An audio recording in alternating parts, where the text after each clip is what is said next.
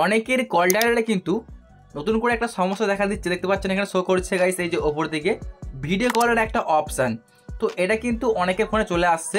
তো এটা আপনি কীভাবে সরাবেন, মানে এটাকে আপনি কীভাবে বন্ধ করবেন, আজকের ভিডিওতে আপনাদেরকে দেখাবো যে এটাকে আপনি কীভাবে বন্ধ করবেন।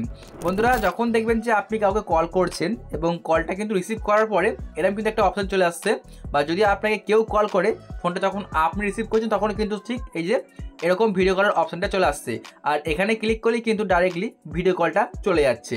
তো আপনি এটা কীভাবে সরাবেন চলুন বন্ধুরা দেখিয়ে দিচ্ছি।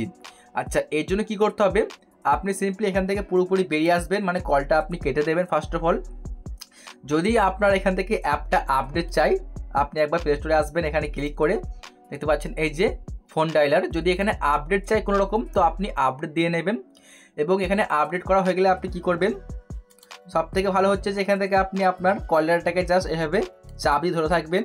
ধরার পরে এখন এখানে শো করছে এই যে অ্যাপস ইনফো, দেখুন এখানে আপনি ক্লিক করবেন।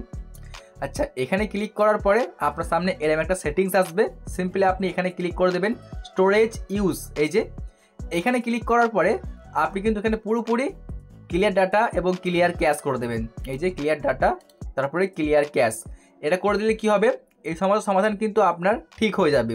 তো এভাবেই কিন্তু আপনারা ঠিক করতে পারবেন। এবং যদি আপনার এখানে অ্যাপটা আপডেট চাই আপনি অবশ্যই আপডেট করবেন, কারণ আপডেট করলে কিন্তু এটা ঠিক হয়ে যাবে। তো আশা করছি আপনারা বুঝতে পেরেছেন যে কীভাবে এই সমস্যার সমাধান করবেন। যদি আপনাদের ভিডিওটা ভালো লেগে থাকে একটা লাইক করে চ্যানেলটিকে সাবস্ক্রাইব করবেন। আর যদি আপনারা এখানে ঠিক না করতে পারেন, যদি আপনাদের কোনো রকম সমস্যা হয় আপনারা কিন্তু অবশ্যই কমেন্ট করবেন, কারণ কমেন্ট করলে আপনারা কিন্তু রিপ্লাই পাবেন, বা হয়তোবা অন্য কোনো ভিডিও আপনাদের জন্য আমরা বানিয়ে দেবো। ভিডিওটি দেখার জন্য অনেক অনেক ধন্যবাদ।